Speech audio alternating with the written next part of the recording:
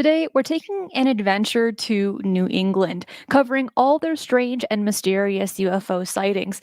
And to start off, I actually have a fun fact because over the 22-year history of the federal government's Project Blue Book program, some 12,000 cases were reported. Now, of those, nearly 200 came from the state of Massachusetts alone. And the cases included here were officially deemed unidentified or unknown, while several weren't even considered suitable to be labeled even in those vaguest of terms, with no conclusion reached at all. Those numbers alone are pretty insane.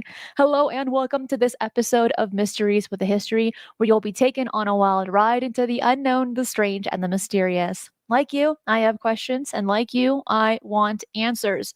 And with each episode together, we will peel away the layers to look for the truth. Before I bring in my co host, Jimmy Church of Fada Black Radio, I do want to state that strangest news of the week is being pushed to Mondays instead of Fridays. So write that down, click that notification bell, subscribe so that you know exactly when those shows come out. With that being said, let's bring in our co-host.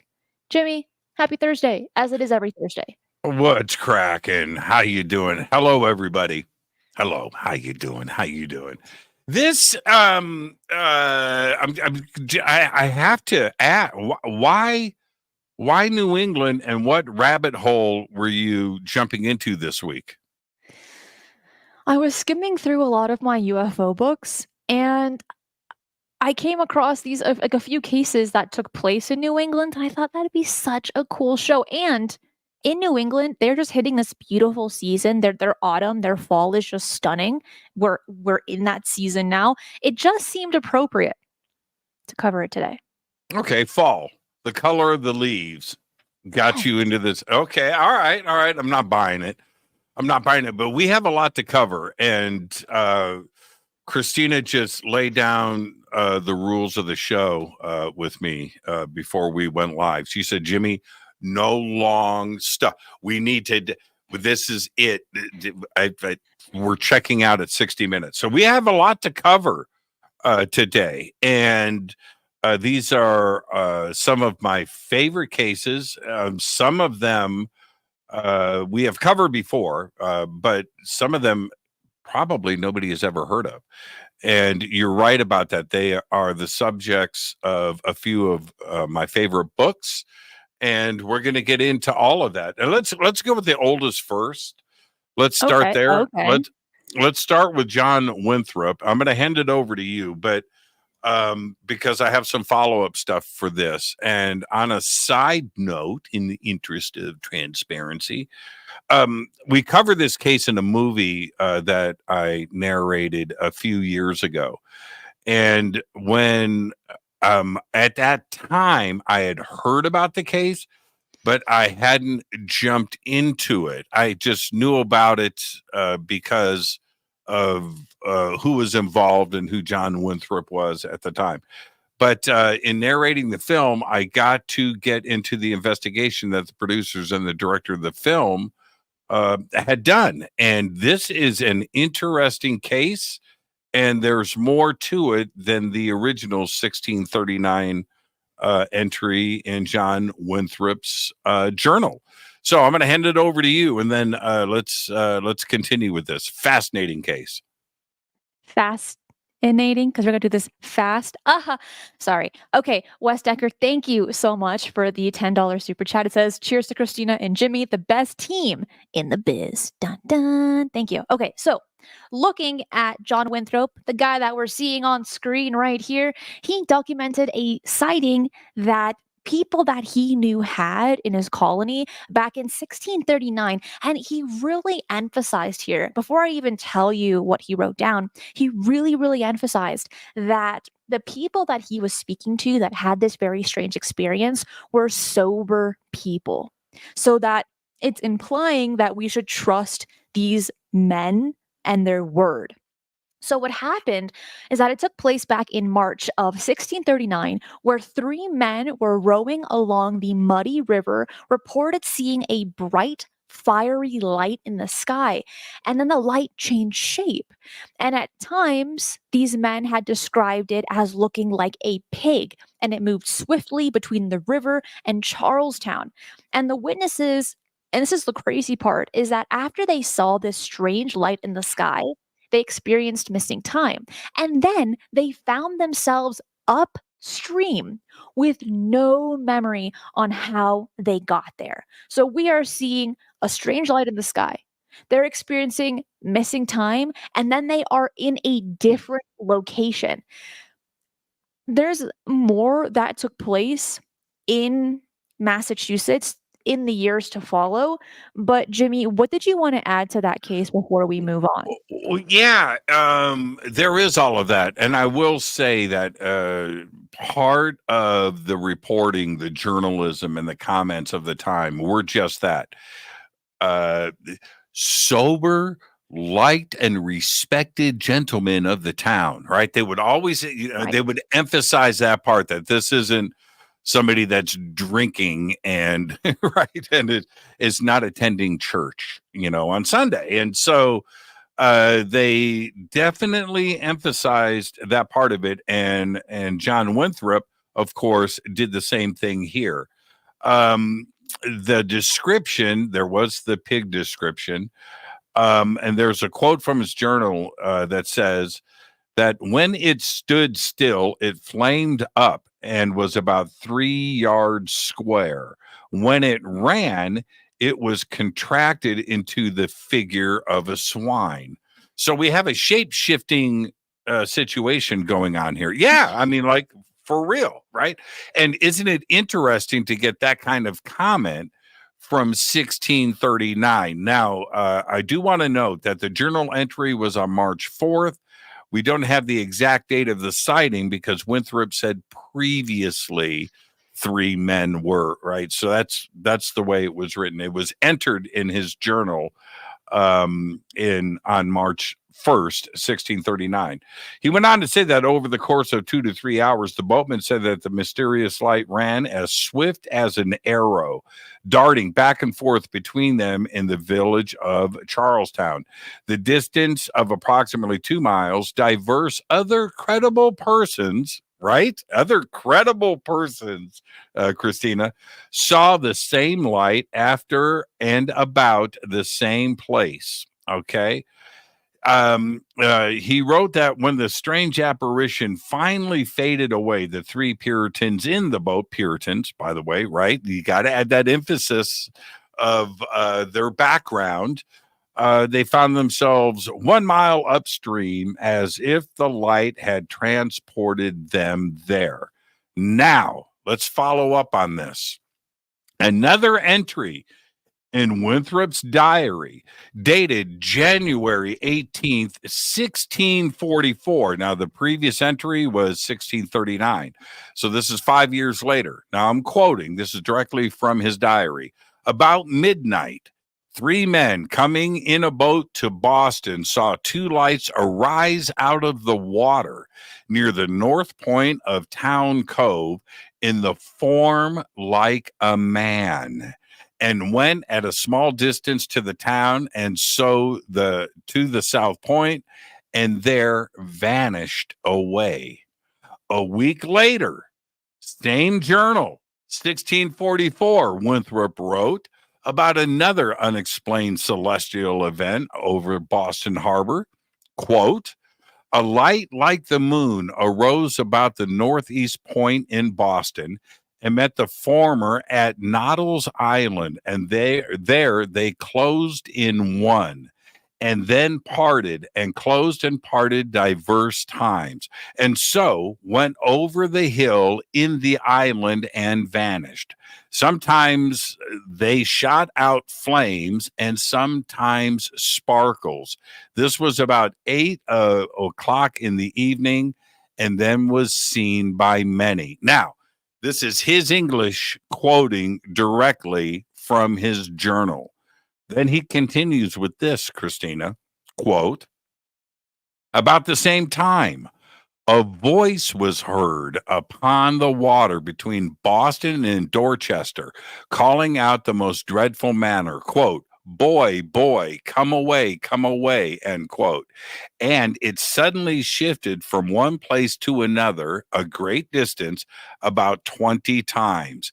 It was heard by diverse godly persons. Again, background, right? About 14 days after, the same voice in the same dreadful manner was heard by others on the other side of town towards Noddle's Island.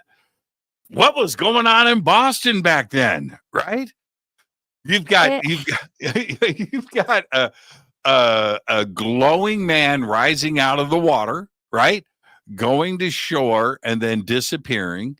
You've got these voices appearing, and he says 20 times, heard on both sides of the water by the townspeople, by the godly townspeople, I might add. Noddle's Island, Boston Harbor, crazy, crazy stuff going on. Now, was John Winthrop somebody that now he was governor of the base colony, okay, an elected official? Was he just prone to this stuff? Was he hearing it? Was he interested in the subject? I'm not so sure, but it was important enough for him to log it into his own personal diary, Cristina. Very interesting cases. Well, since he was also the governor of that area, it would only seem appropriate to be documenting all the strange things taking place. But yes, of course, that personal interest would also add a layer to it, especially if he documented strange things consistently, right? That one time back in 1939, okay, it's just that one experience, but then continuing to report it in 1644, just a few years after, just seeing these strange things happen under his jurisdiction, it's appropriate. It should be appropriate, right, for them to document it. But you're right, it is also a little bit shocking of what's really going behind the scenes. Why does he have an interest in this? Did he have an interest before he started writing down or documenting these very strange things? And it just gets more bizarre because then in August of 1765, thousands reportedly saw a flying black giant hovering over Boston, causing destruction before vanishing. And then in April of 1778, witnesses across a wide area observed a black cloud moving rapidly near the ground, passing through solid objects and emitting strange noises. But then, if we were to get into the 20th century, there was one sighting that took place in December of 1909 where a mysterious airship with a bright beam of light was seen moving across the sky, with similar sightings reported in Boston and in Lynn the following night.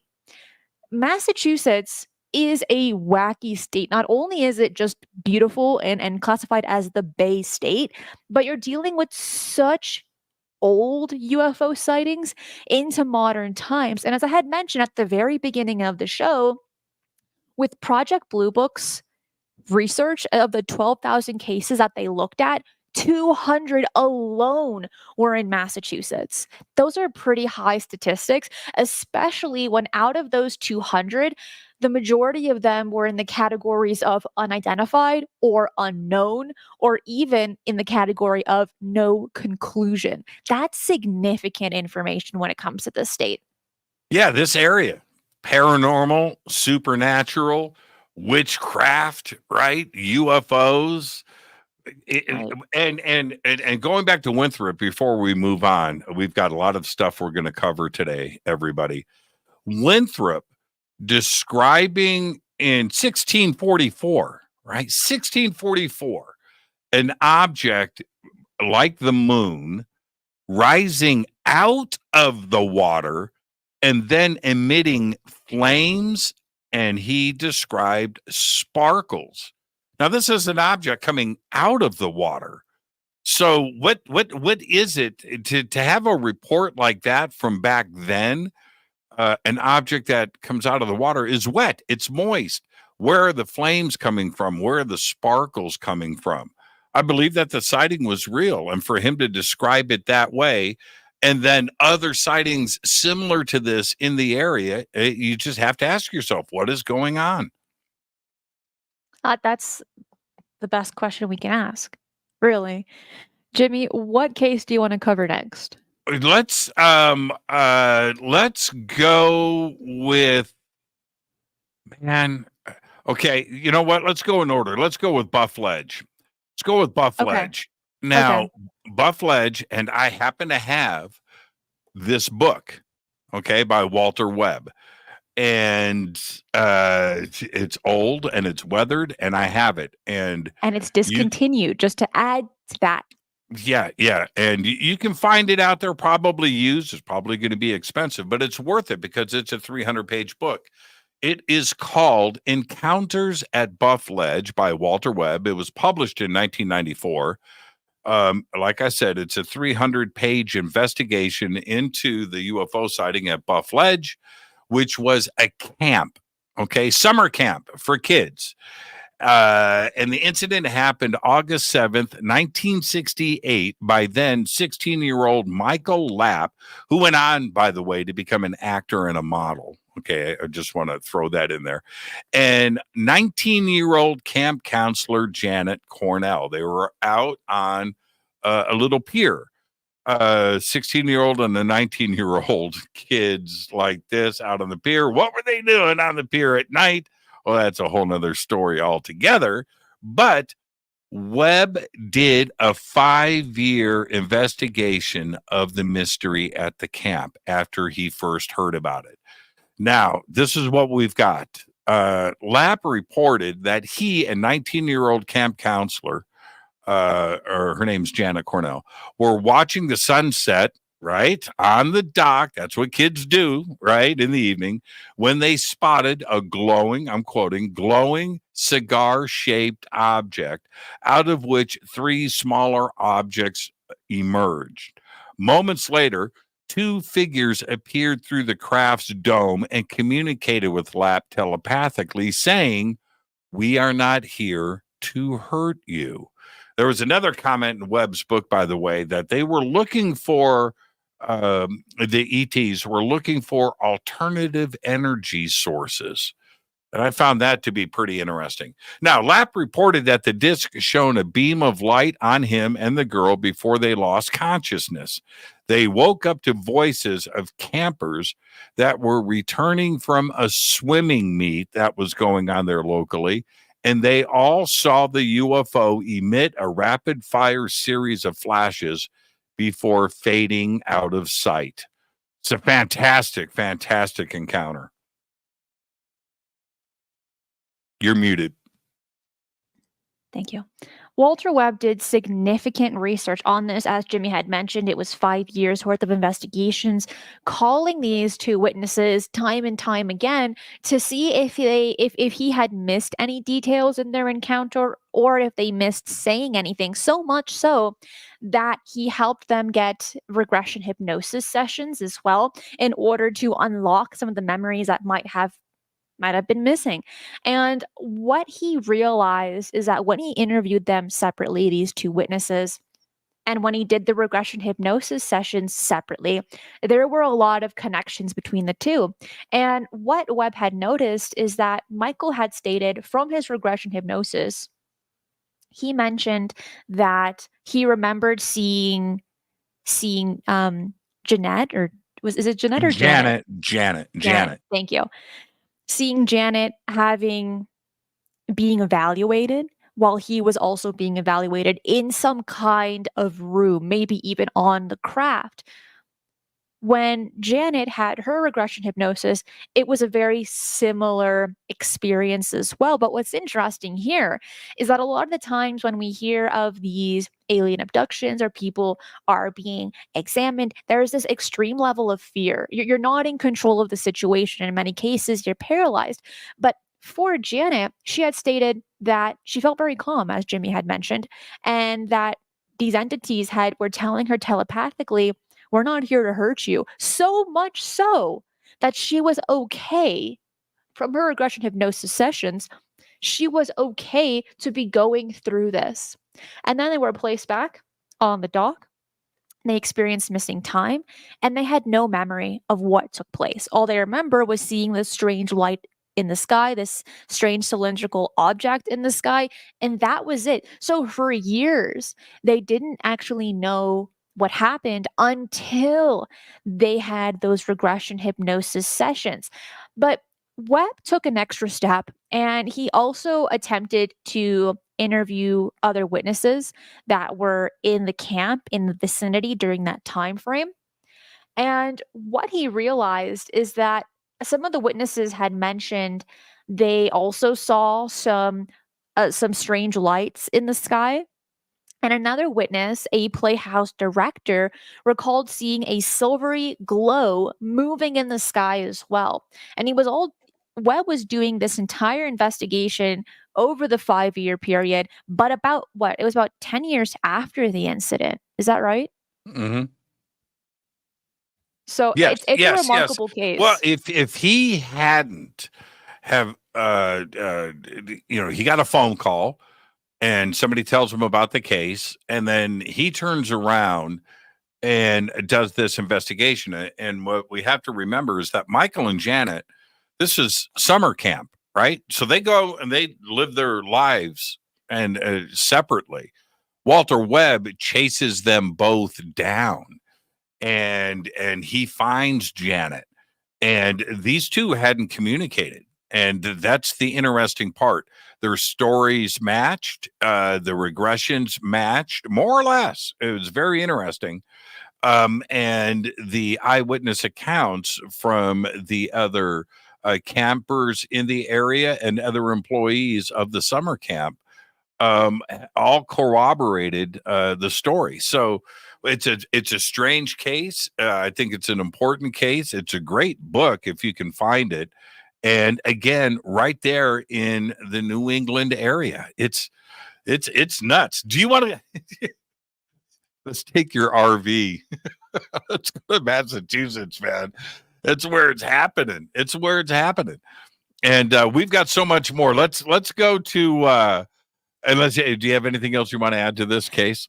I actually want to mention one more thing before we move on, and that is Michael had stated to Webb that right before he lost consciousness, he what he experienced and what he heard were these machine like noises and voices as well. And we can apply that sentence or those details to the craft, or maybe even to these entities that are speaking in a more mechanical voice, a mechanical kind of accent, which we've heard in a few previous cases, one of them being the Colares Brazil incident, where Captain Urangue Lima had mentioned when he was being hugged by behind by this entity, he was speaking to the captain in this robotic Portuguese. Maybe we could apply the same thing to this particular case, and the question would be, are maybe these alien grays, are they robotic, right? There's a lot of theories and possibilities on that. Are we dealing with 100% robots, which, okay, this is actually really cool. This is a fun fact that I learned playing my trivia game app, is that the word robot is a Czech word. It's not even English. It's from the it's awesome. I just wanted to say You that. That just was pretty want to cool. you just want to connect every case to Colares. That's all you want to do. You That's your know goal it's in one of life. my favorite That's all. cases, That's Jimmy. all you want to do. You want to say the captain's name. You want to. That's just anyway. Yeah, Rolls you're off right the about tongue. that, though. You're right about that. Robot though is not. It's Czech. Yeah, Is it's that Czech. right? I did not Yeah. know that. I I did not looked know it that. up after I got my answer wrong in my trivia game. I'm like, there's no way. And yes, it was created by a science fiction author in the 1800s.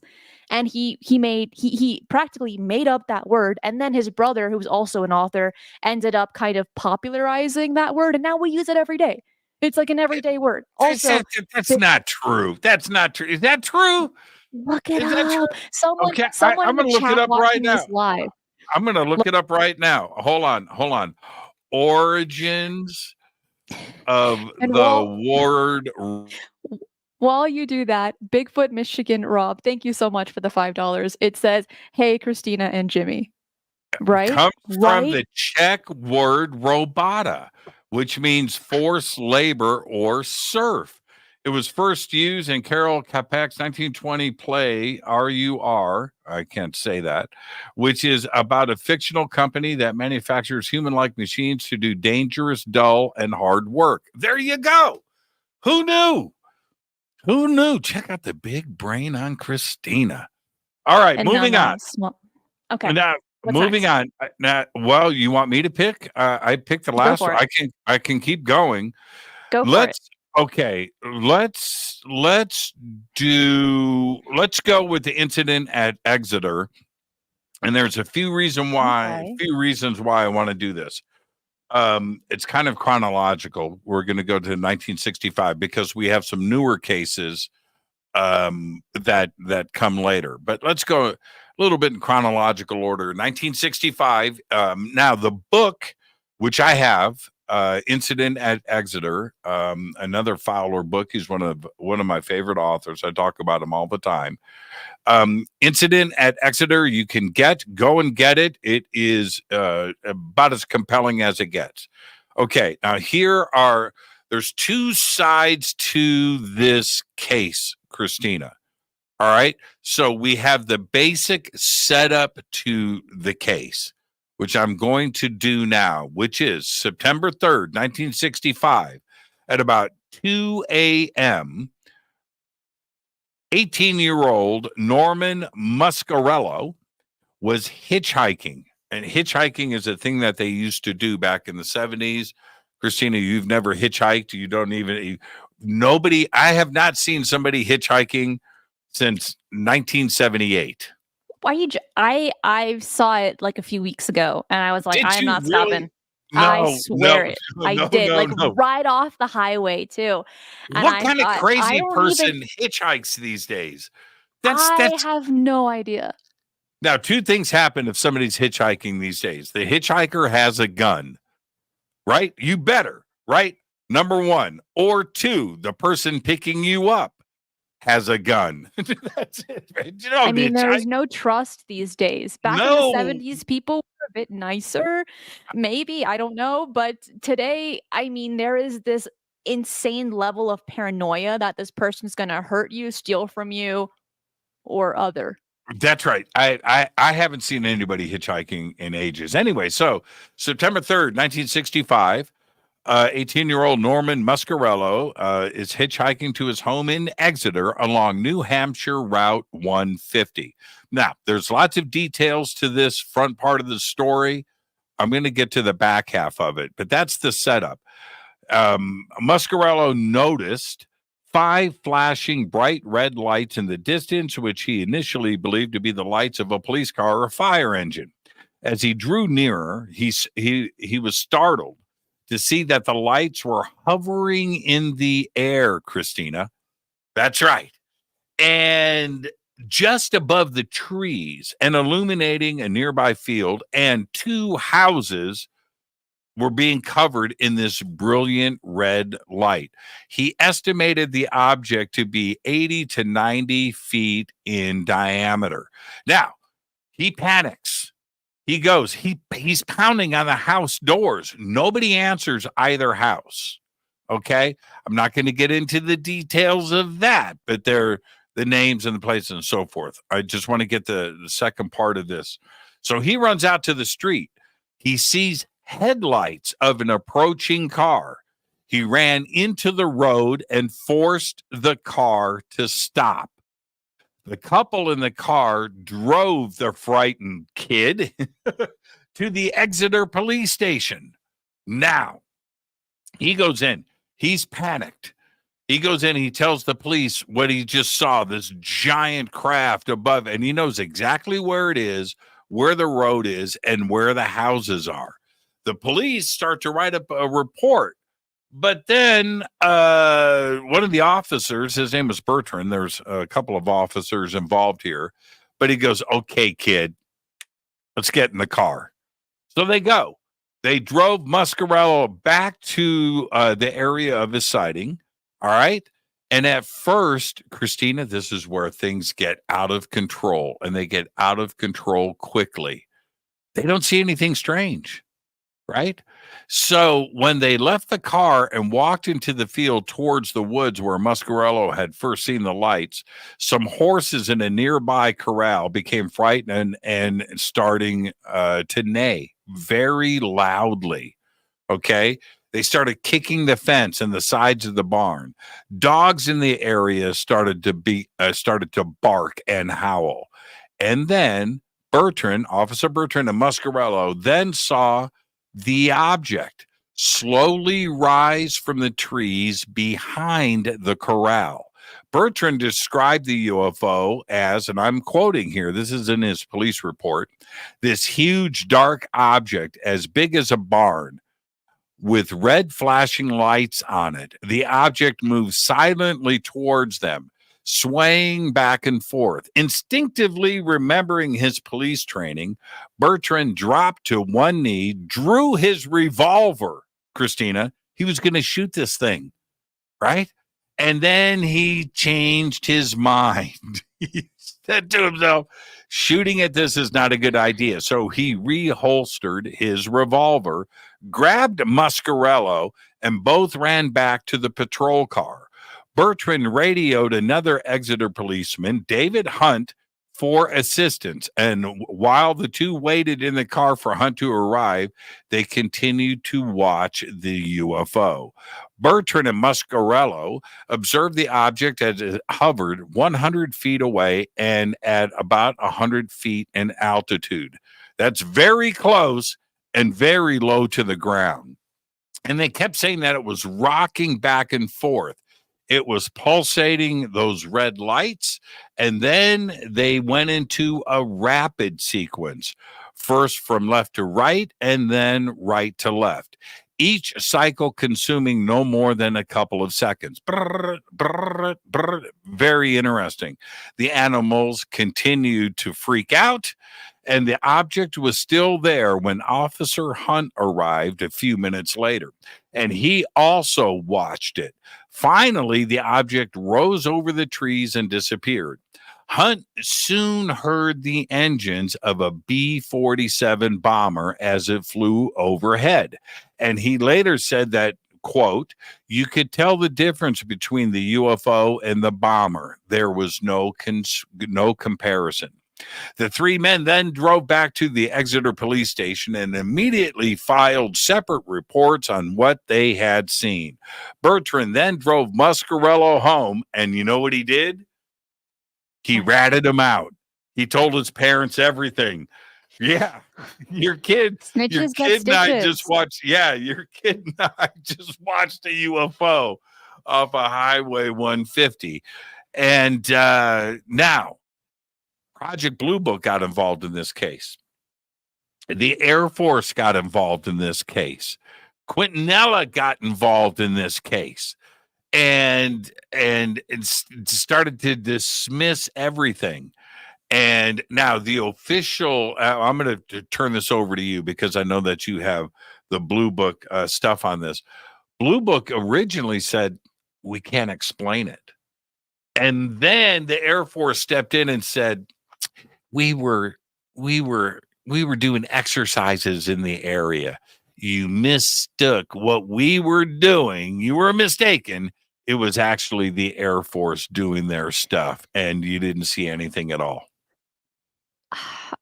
There's actually a lot of contradicting conclusions to this case, because after this whole thing took place, there were a handful of witnesses. The police, they documented it, right? Like they had to write the paperwork for it.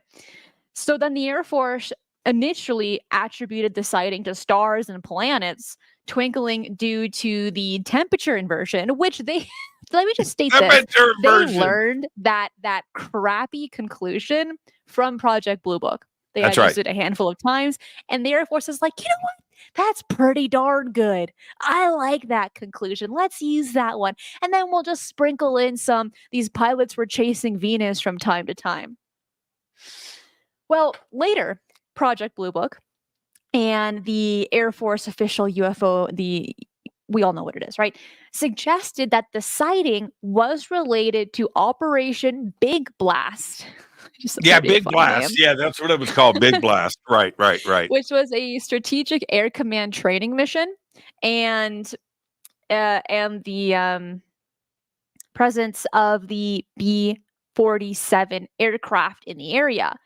But the policemen were completely disagreeing with this crazy conclusion, which, by the way, the Air Force and Blue Book couldn't even agree on, even though Blue Book was working right under the Air Force. So the policemen are writing letters to Blue Book, and they're saying that did not happen. Change that answer because it's not true. And they insisted that what they saw was not a conventional aircraft, emphasizing its close proximity, unusual movements, and the absolute silence. So they expressed this intense level of frustration at the damage to the policeman's credibility, and they requested official acknowledgement that the government's explanation was incorrect. Because during this time frame, it's already a tough situation to be in for a policeman to be investigating a UFO, chasing a UFO, documenting it, right? The Air Force and Blue Book didn't have the policeman's back. They said, nope, what you saw, it's very you can explain it, it's conventional, nothing to see here. And these policemen said, if you don't back me up, I could very easily lose my job. And I know what I saw. It wasn't some aircraft, it wasn't man made. This truly was a UFO.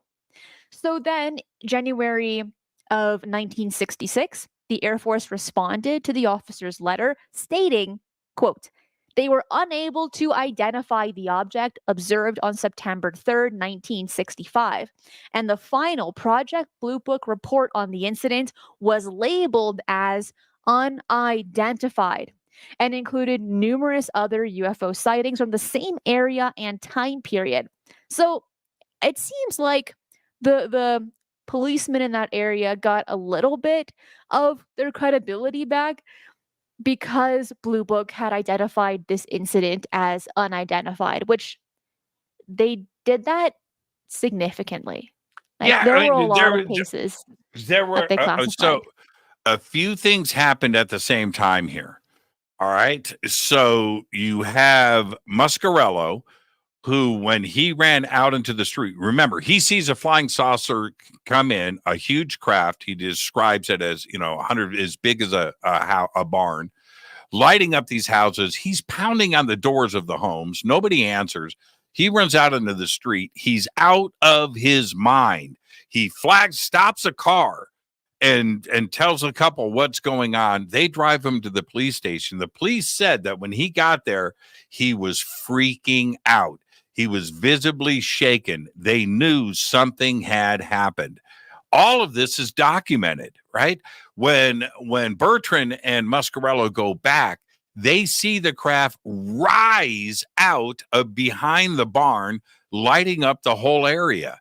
That's not the Air Force doing exercises with B-47 bombers. This craft rose up. Hunt arrives and they watch it all together. It's only 100 feet away, Cristina. 100 feet, a third of a football field, 30 yards. It's 100 feet away and 100 feet in the air, and they all watch it together.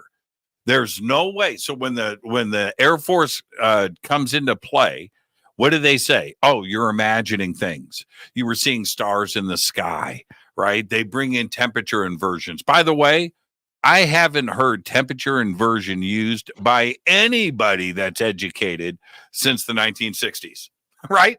It was like this made up excuse to UFO sightings and radar blips. It was a temperature inversion.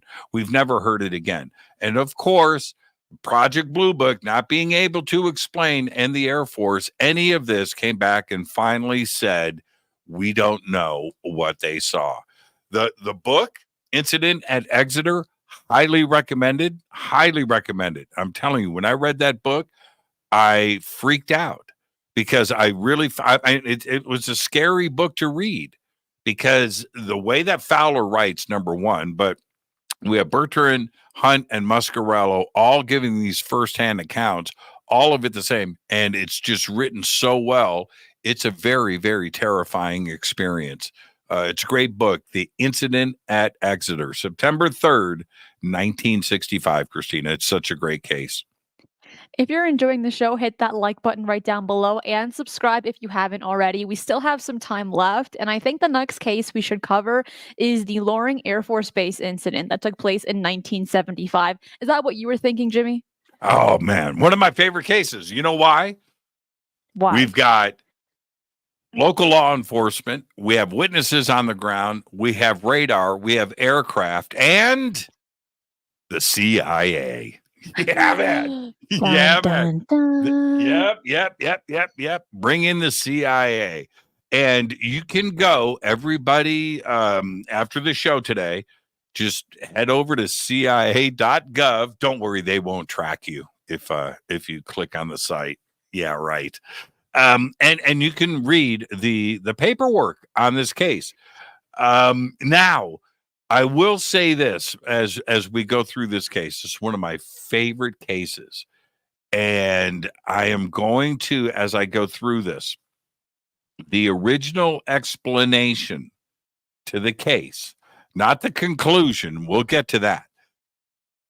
It was helicopters. Right. I almost thought you were going to say hail, and I'm like, that's an awful explanation, but helicopters is just as bad, actually. It's just as bad over an Air Force base, like Air Force personnel and the people in the control tower, the people on the ground crews, the security, the perimeter, right? Don't know what a helicopter is? Well, that was their way of starting the cover up. Okay? All right. So as I describe all of this to you, just keep that in check. When I say helicopter, they say cover up. Okay. You got it? Are you with me? All right. 1975. Over a series of nights in 1975, Loring Air Force Base in Maine was invaded by mysterious craft originating from, are you ready? Canada. Not Canada. Yes. And this was before Wayne Gretzky, by the way. So it was those pesky Canadians, right? Well, not so fast. At the time, the base was home to B-52 bombers and KC-135 tankers and was tasked with the nuclear alert mission. The Loring Air Force Base incidents are extremely well documented, both in terms of personal testimonials, Cristina, but declassified CIA and National Military Command Center documents. Okay, this is, you can go and jump down this rabbit hole all on your own. It all started on the evening of October 27th when the security personnel at the base observed what was described officially as an unidentified helicopter. Officially. That appeared near the northern perimeter of the installation. An unidentified Canadian helicopter. Now, shortly after the craft appeared, radar operators in the control tower at Loring observed another unknown aircraft circling between 10 and 13 miles northeast of the base. The next night, which was October 28th, another unknown aircraft appeared over Loring, this time without lights. That's right, Canadians flying their helicopters over a nuclear Air Force base in the United States without lights. The New York Times reported on the incursions in a 1979 article, and it was called, the headline read, UFO Files, The Untold Story. The New York Times said that despite the fact that the Joint Chiefs of Staff received multiple briefings on the incursions, subsequent investigations by the Air Force into the sightings at Loring Air Force Base, Maine, where the remarkable series of events began, did not reveal a cause for the sightings. Right. Now, check this out, Cristina. I have an eyewitness. I have a name. An eyewitness? I do. No. His name, John E. Morkovich, who served at Loring from 1972 to 1975. And I'm going to quote for him. He recounted the following, quote, "The UFO came up on radar out of nowhere and was hovering over East Loring near the weapons storage facility. In the CIA documents, the weapons storage facility is front and center." Okay, you can go and read it for yourself. The aircraft was scrambled to intercept. It was seen visually from the ground and tracked on radar. Then the lieutenant colonel who was there and present said, quote, "This damn thing was there 1 second and gone the next. It vanished." Now, this is also according to eyewitness accounts from the ground. Then radar analysis showed this bogey, this is from the lieutenant colonel, was so far away and at such a high altitude. Let me tell you this. I'm quoting the lieutenant colonel.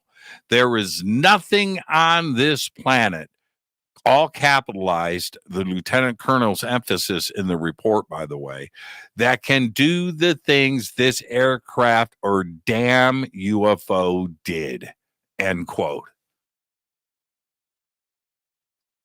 And they are saying it was a helicopter. Yeah. An unidentified helicopter. Right, right. When someone of this status, this credibility is saying, it's not ours. It's not from planet Earth. So who are you going to believe? A helicopter story conclusion or someone like the person that you just mentioned stating it's not ours? Whose side are you going to take? John E. Morkovich. Okay, do you have one of the CIA documents? Let me check. Let me take a look. I might. Oh, I thought we had some stuff. Hold on. I can actually pull it up on the website. Well, don't look at me while I do this. You're making me nervous. I'm as speedy as possible. I'm at the edge of my seat. What else do you have about this case? You actually covered a lot when it comes to this case, and no, I think I already had this. Is the CIA paperwork, I believe. Well, as a collage. Well, see, the CIA now knows that I am on their website. I might have it here. No, I don't. I already backed out of CIA.gov. I did. Dude, I'm always paranoid. I go to CIA.gov, and you know that in some room somewhere they're going, okay, church is back on the site. This is not what they're doing. They're watching my mouse on my screen. I'm so paranoid about that. You know what I did one day? And they never contacted me. I filled out a job application. Oh my goodness. I did. They were like, "We need you." I forget what it was. This is probably 5 or 6 years ago. And I forget what it was, but I went and I filled out a job application. They never heard from them. I never did. I was checking my email every day, by the way. I wonder if I just wanted to know. And so anyway, I was poking around so much on the CIA's website. And I felt what's the word, uncomfortable in doing it, because I mean, they must have reports that come back going, okay, so and so, we've had so many hits on this page, or so much. They must track that stuff. There's no way that they do not. And I just decided one day to take it one step further. And yeah, why didn't your brother put in a good word for you? Doesn't he work for the CIA? No, you made that public information. I am not spilling secrets here, because loose lips sink ships. It's not the CIA, but yeah, he's. Did I say that on the air? Oh yeah, on multiple occasions. But what I'm saying is, why doesn't your brother love you? Like, why didn't he put in a good word for you? Man, all I have to say about that is this. Okay. And I don't want to get him in any trouble. I really don't. But they know that him and I are brothers. Okay. They I know hope this. so. He has his Okay. paperwork, right? So yeah. And so he's visiting, and we're sitting on my back patio, and we're going to move on to another case, everybody. But this actually happened. So we're sitting on my back patio, and he goes, "Man, I got to tell you something." I said, "What's up?" He goes, "I'm in my office in Washington, and somebody comes in who I didn't know, and drops his file folder in front of me and says, 'Is this your brother?'" Yeah. And he goes, "I open it up, and there you are. There's a picture." And he goes, "I closed the folder and handed it back." And I said, "Yes." And he goes, "That's it." And he walked out. Yeah. Now that's a And you've true been followed story. ever That's a since. true story. Listen, everybody. That is a true story. True story. Now, and he said it was about that thick, which he didn't It's act all of the surprised. transcripts of all of your shows. Yeah, I'm surprised but he said it was about that thick. And he goes, "Man, they're just doing their job." And I said, "That's cool. All right, okay. All right." I would have been more disappointed if If they nothing did. happened. Yeah. True story. Anybody listening to this that wants to call BS, listen, I'm just telling you. And I can't get into any more details. I've said way too much, but and I do want him to not get in any trouble. So we'll just leave that at that. But yeah. Okay, what are we going to cover next? What's up? We just have a few minutes left. So I think we should cover a case that is well known, but maybe a few new people might not be familiar with it. And that is the Allagash abduction in Maine in Yes. 1976. Jimmy, give us the rundown on this one in a handful of sentences. Right. I'll do this as quick as I can, and I've covered this case too as well. I did it in a TV show. 1976, four men: Jack Weiner, Jim Weiner, twins, by the way, right? Chuck Rack and Charles Fultz say they experienced a terrifying encounter with aliens while camping in Maine in August of 1976. Now, this covers a few days. So first night they were out fishing on Bald Eagle Lake, and when they had the first UFO sighting, they said that they left a fire burning on shore at their campsites, so it would be a beacon to guide them back during the pitch black night. While out, this is night number one, they all saw an unexplainable bright light on the water. The light seemed to follow them as they paddled. Each one noticed it, and then when they looked back, the light had disappeared. Now, Cristina, they didn't think much of it until the light returned 2 nights later. Sitting on their small boat, they saw the light beam down onto them. They paddled back to the campsite, but have no memory of doing this. Instead, all they remembered was being back and the light gone. However, when they returned to the campsite, the fire had burned down much faster than they thought it should have, given the amount of time that they had spent out on the water. Lots of investigation and research going into this case, and each individual talking about not only the fire itself specifically, which was important because they were saying we were throwing logs on the fire that were this big. They were huge. And we got back and it had completely burnt down. We thought we were only out there for a few minutes. We must have been out there like for hours, if not all night long. I'll hand it over to you. Okay. So after they saw this very strange light in the sky, this very strange object, it was so close that they had mentioned years later they could have thrown a rock at it and hit it. So as they were on the boat, minding their own business, doing some fishing, having their fire right on the shore, right? They see this strange object in the sky, and the first thing that came to mind was to communicate with it. So they got their flashlight, they're beaming at it, and then this craft beams back. But as soon as that happened, they were the fire was out near the shore, and they had lost hours of time. Now, men being men, they did not share their encounter with each other. They kept it bottled up for years until all of them were consistently getting these very vivid nightmares.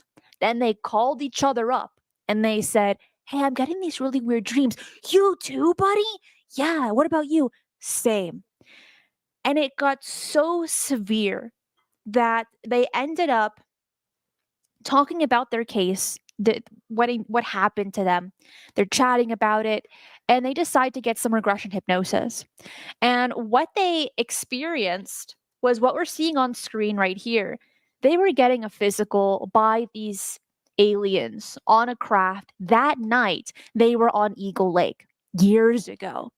And they're all remembering the exact same thing, or at the very least very similar things, with a few details here and there that are different. But this case gained such traction because you are dealing with so much. You're dealing with missing time, you're dealing with an alien abduction, you're dealing with people that didn't give a crap about aliens during this time frame. They just wanted to get their art degree, and that was it.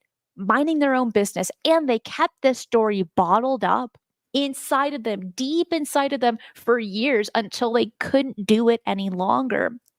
Now, there is controversy with this case, some rumors, some gossip, because out of those four people, the two twins, and then you have Charlie Foltz and Chuck Rack, that's where it gets a bit more difficult because, as the rumors go, at the very least, Chuck Rack wanted to make money off of it, off of the case, write books, do movies, things like this. And the other men were like, "No, this is our story. This is insane. We can't fabricate it, and we don't want to make money off of it." So Chuck does what any supervillain would do, and he says, "If I can't have it, nobody can." And he sabotaged the whole thing, stating, "This isn't true, that isn't true, this isn't true, don't believe them." None of that actually happened. And again, that's really where the controversy is of like, okay, who do you believe? These three men or this one man, right? But needless to say, it is a well-known case. There's a lot of books and documentaries on this case, and it's one that needs to be talked about when mentioning New England. Yeah, for sure. And the whole the original accounts of the case, the fire burning, them going offshore on the first night, the light that was there, and then they turn around and the light is gone, and then 2 nights later they go back out, the lights there, beams down onto them, and then suddenly we have missing time, and they go back and the fire had burned out. All right, okay, so and from that to the nightmares and them contacting each other and this case going public like it did, and then completely unraveling with everybody accusing the others of making stuff up, where we focus on that part of the case and not so much to the front part of it. The 2 nights, it was over 3 days, so it was night number 1,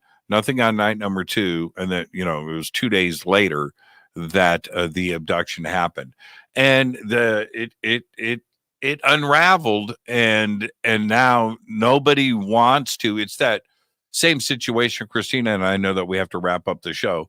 It's the same situation where you have a witness on the stand and tells the truth 99.9% of the time, but then it gets caught in something, or something is funky, and then suddenly everything else is dismissed on the case. And that's what happened here with them. Once they started the infighting and the finger pointing on the case, It just unraveled, and everything that had happened originally with the case has just gone away, and it's just become part of history and pop culture. It's very true. And I think that is the best way to end today's show. Jimmy, who do you have on to Fade to Black today?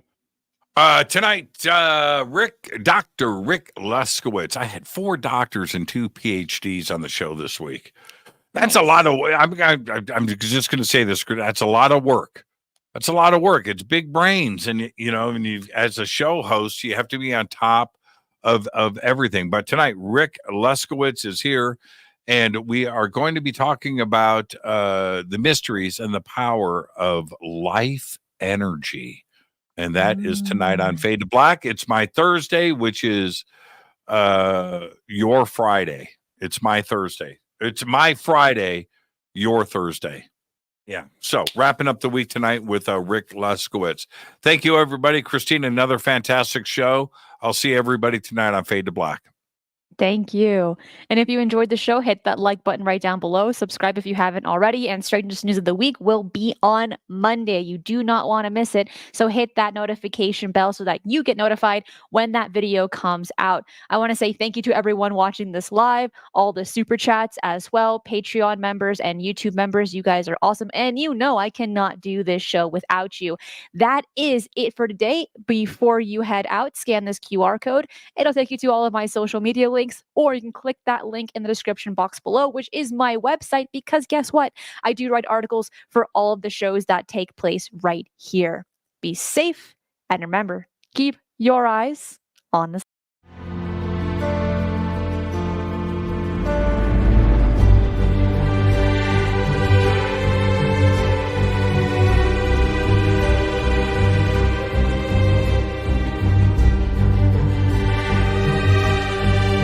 If you enjoy the strange and the mysterious, UFOs, the paranormal, and cryptids, this channel is for you. So make sure to subscribe, as I do 3 videos right here every single week, and hit that notification bell so you do not miss any of the bonus content I post right here.